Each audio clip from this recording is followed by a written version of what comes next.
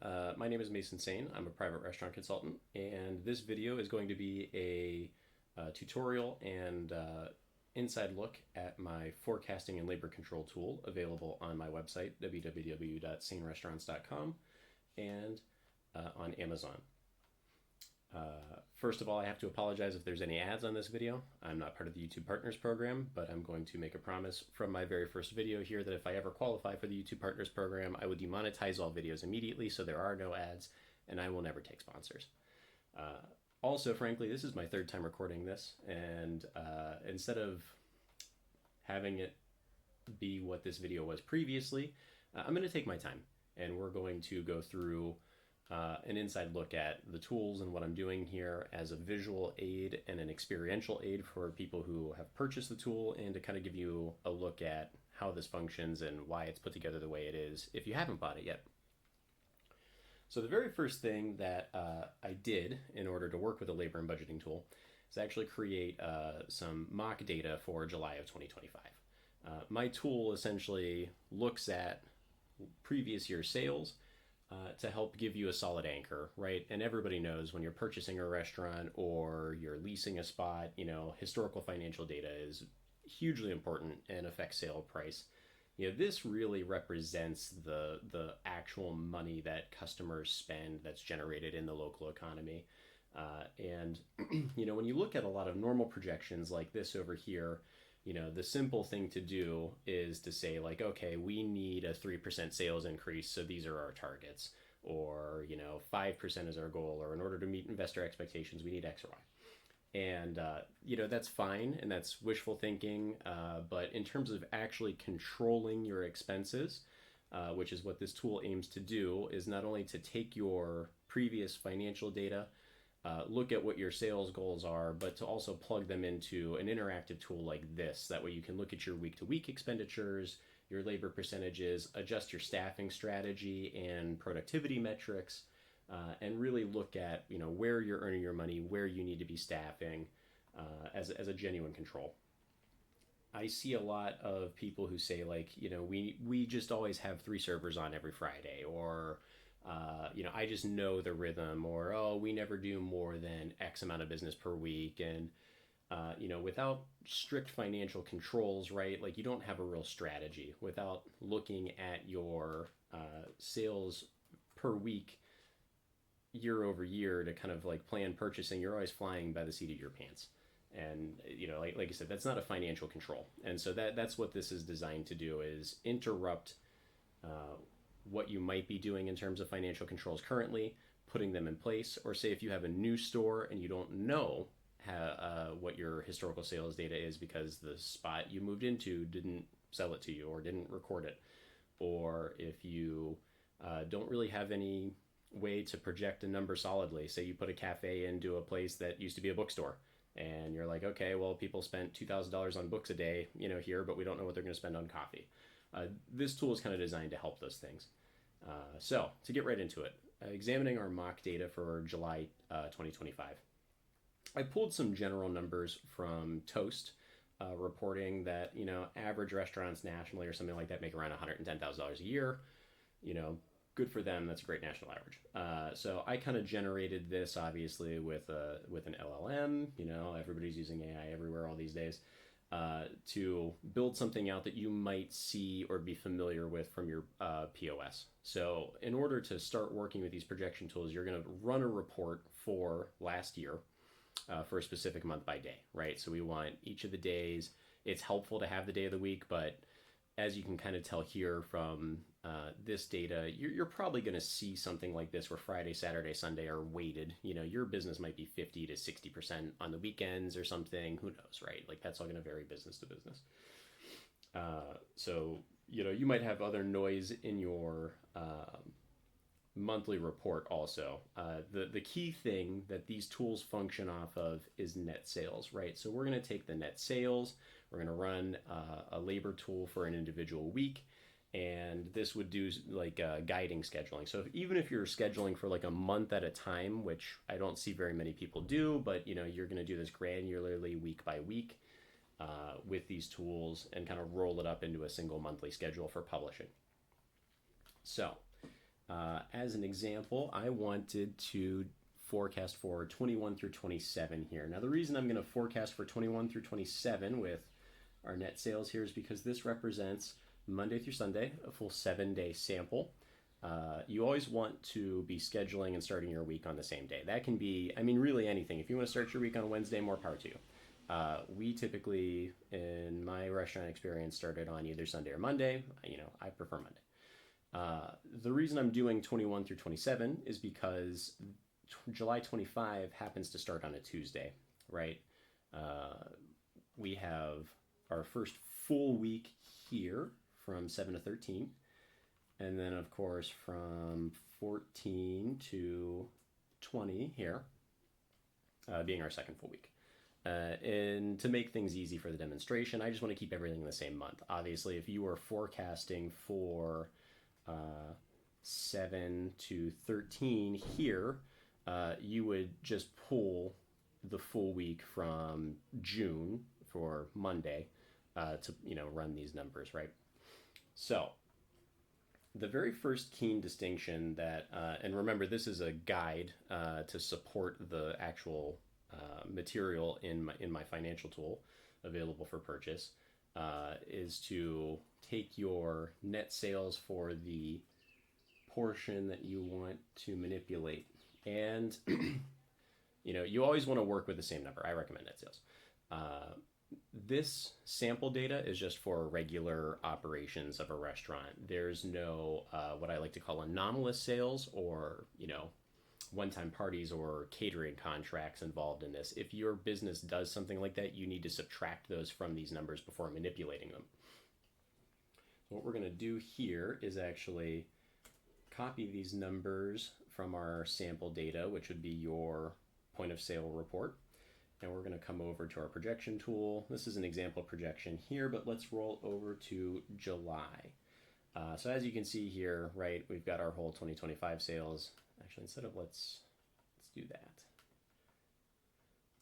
1 to 31, we'll copy and drop it into our 2025 sales. 2026 projections in this column here is going to be something like, your flat growth rate or your sales goals or something. These numbers in the projections as you pass that actual day for 2026 are always going to be compared to what your actual sales in 2026 are, to refine your projection, to control staffing better, to check the health of the business. You can hope for 3% growth in this column all you want, but if your numbers are down, then that's going to change the way that you plug numbers into and calculate your labor budget, right? So these numbers here are, like I said, either sales goals or your actual, guesswork or projections for what you're going to do this year. This over here is parties or catering for 2026 if they're involved in your business model, right? So when we say that we're going to have 3% growth or whatever our sales goal is from 25 to 26, that's just the standard business that we hope to see on the floor. And then this is going to be extra, right? And we calculate this as an extra addition into the total labor sheet, so that way you can take these totals here and then plug them into this tool, so that way you can staff appropriately, right? Because if you do 2,100 as a flat, for example, into 2026, but you still have, say, $1,000 extra in catering, your kitchen's going to get killed, right? So as you can see, I have a couple numbers prepared over here that I'm just going to drag. There we go. Eyesight. It's great. As example projections, right? So we're working with July. Let's say,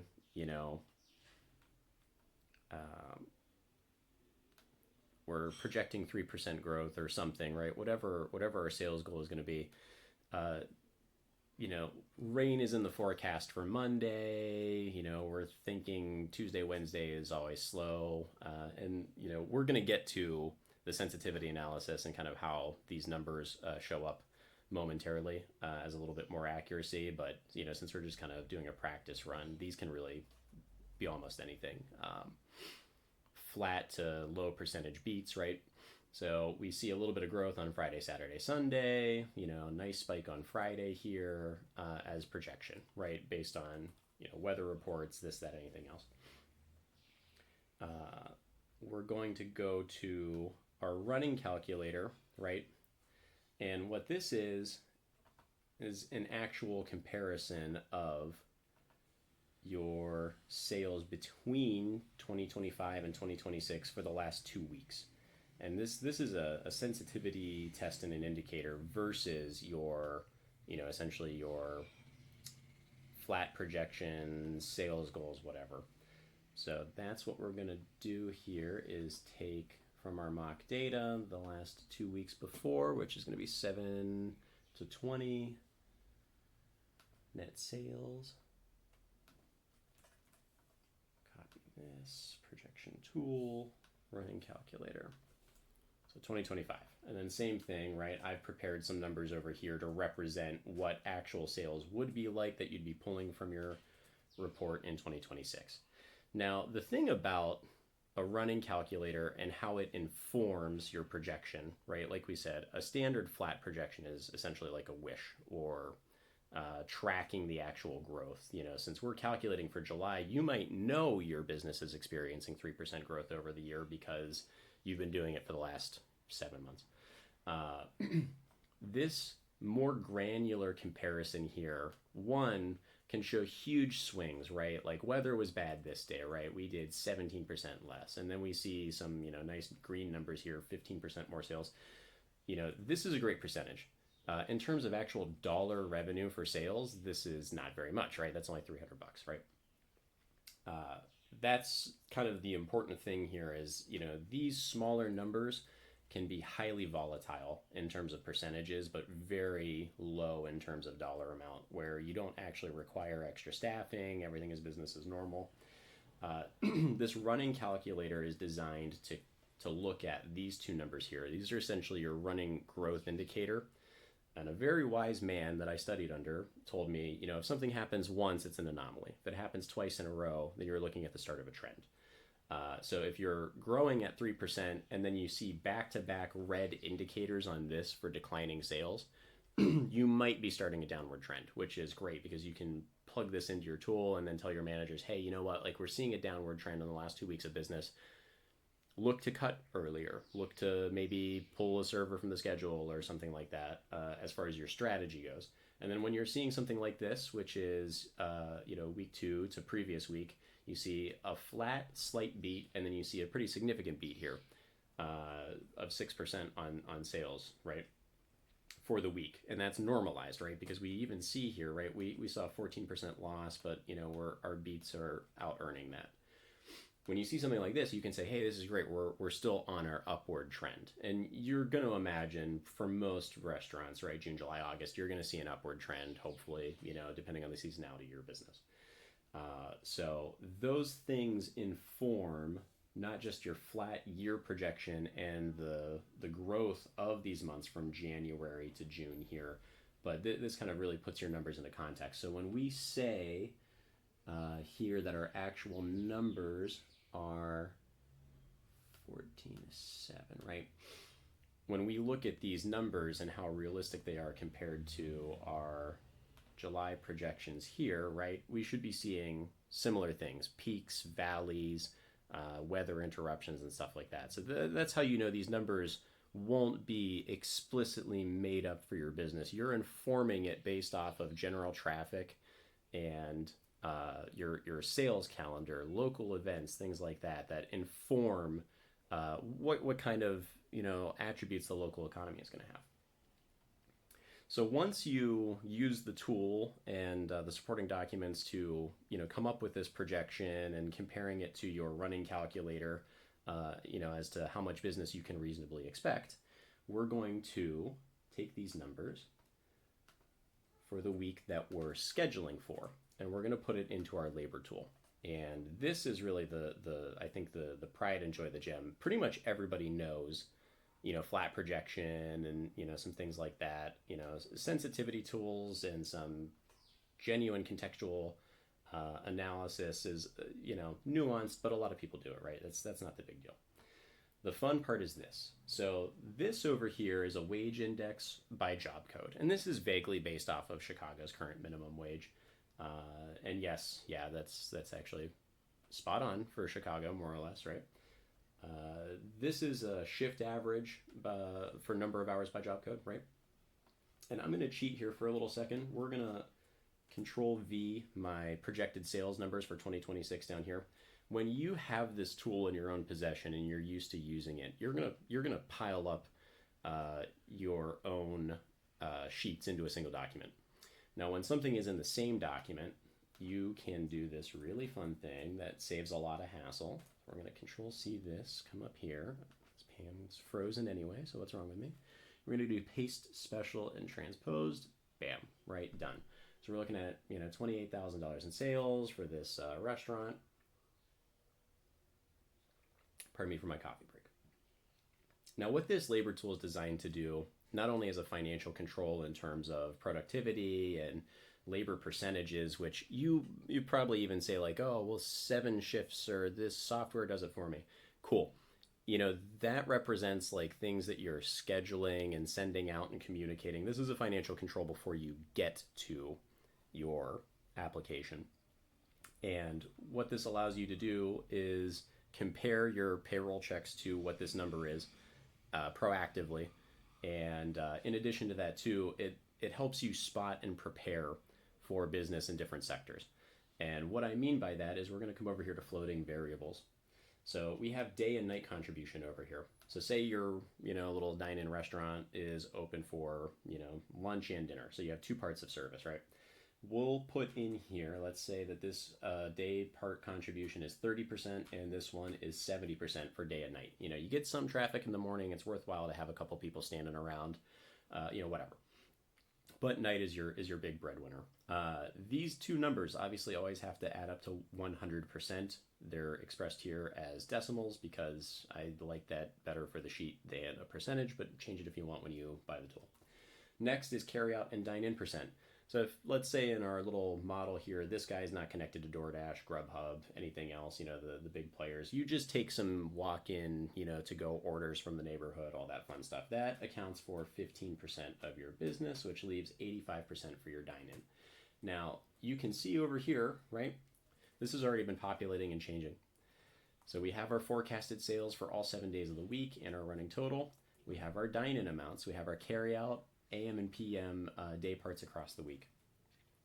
The reason these are broken out is because now you can take your productivity metric and your, whatever, internal policies for scheduling and start filling in all of these job codes for day and night portion. And, if you're stuck on this and you're like, well, I don't do lunch service, I only do dinner. Great. You're going to come over to you're going to come over to your night contribution, and this is just going to be 100%. And then you're only going to be working with the PM portions of this tool.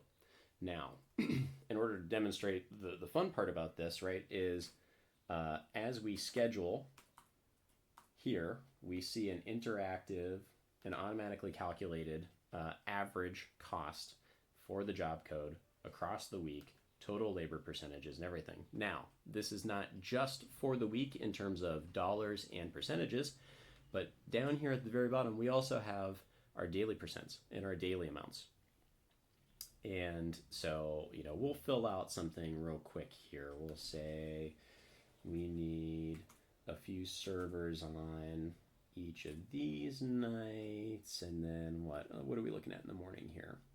Let's say we'll put on 1 here. Bartenders, we always have bartenders on in the night, right? Cool. Bussers, we only have Friday, Saturday, Sunday. Key manager, Dave is out on Tuesday and Thursday, and then we've got a key on Sunday to help with orders. Carry out, we're going to do carry out / host, we only have on Friday, Saturday, Sunday. Great, cool. You can see how this is lining up, right? You've got each of these positions, cold line, bar, carry out, busser, your hot stations, dish. We've got a dish guy on 5 days a week.